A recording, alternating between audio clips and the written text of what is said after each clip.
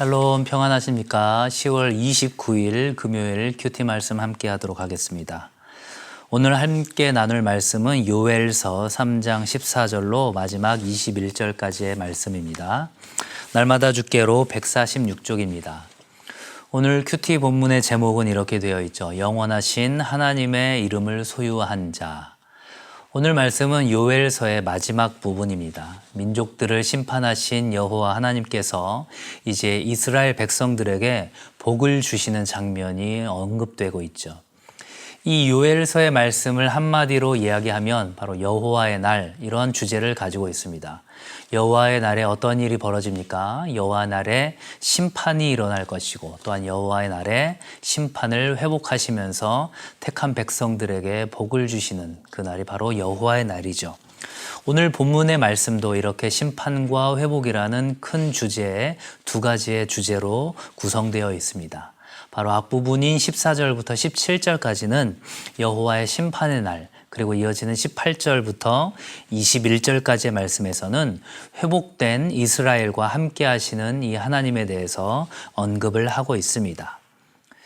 무슨 말일까요? 여호와의 심판의 날이 다가올 것이고 그 날은 하나님께서 보응하시는 날이 될 것이다, 이렇게 선포하는 것이죠. 그리고 이 회복된 예루살렘은 하나님의 백성으로서의 그런 위상을 회복하고 하나님께서는 다시 그들의 보호자가 되어주실 것을 예언하고 있습니다. 내용 관찰 1번을 볼까요? 심판의 골짜기에 임한 여호와의 날에 대한 두려움을 어떻게 표현하고 있습니까? 14절과 15절의 말씀을 보시면 이렇게 되어 있습니다. 사람이 많으며 심판의 골짜기에 사람이 많으며 심판의 골짜기에 여호와의 날이 가까우미로다. 해와 달이 캄캄하며 별들이 그 빛을 거두도다. 아멘. 어떤 의미일까요? 심판의 골짜기에 지금 수많은 사람들이 몰려 있다라는 것이죠. 그리고 이 여호와께서 심판의 날에, 이 심판의 골짜기에서 심판하실 그 날이 가까이 왔다라는 것입니다. 해와 달은 어두워질 것이고 별들도 빛을 잃게 될 것이다, 이렇게 지금 예언하고 있습니다. 내용 관찰 2번입니다. 예루살렘의 거룩함이 회복되는 날에 주어지는 축복은 무엇입니까? 라고 되어 있죠. 17절 하반절에 보면 예루살렘이 거룩하리니 다시는 이방 사람이 그 가운데로 통행하지 못하리로다. 이어지는 18절 말씀은 그날에 산들이 단 포도주를 떨어뜨릴 것이며 작은 산들이 젖을 흘릴 것이며 유다 모든 시내가 물을 흘릴 것이며 여호와의 성전에서 샘이 흘러나와서 시딤 골짜기에 대리라. 아멘. 이렇게 되어 있습니다.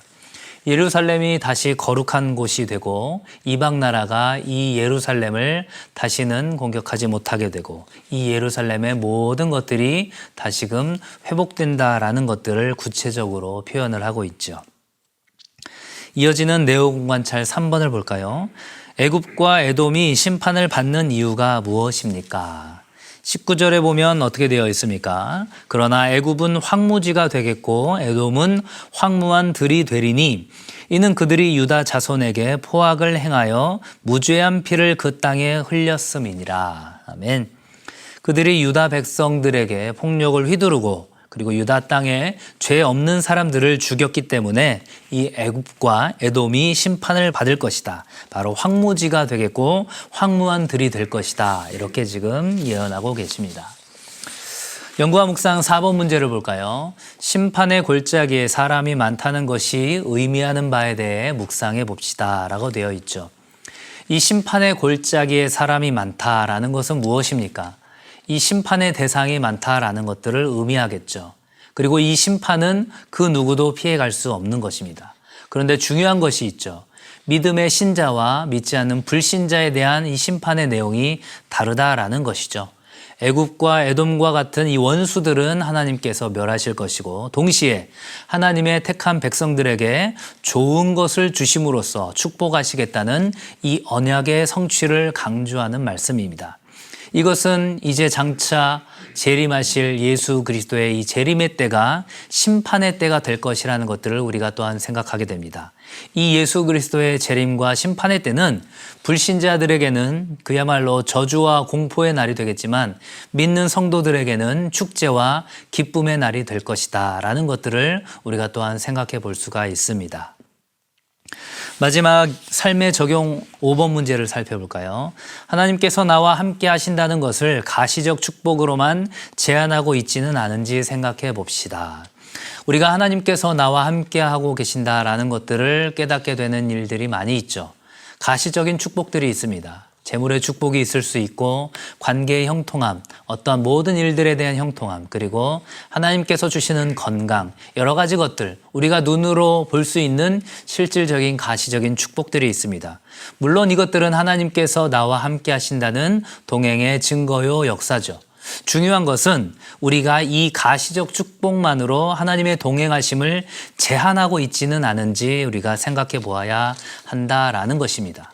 비록 눈에 보이지 않아도 하나님의 섭리가 있다라는 것들을 믿으며 나의 모든 일들이 때로는 우겨쌈을 당한 것 같고 가로막혀 있는 것 같은 상황 가운데서도 신실하신 하나님께서 나에게 항상 가장 좋은 것으로 주신다라는 믿음을 가지고 우리가 나가야 하는 것입니다.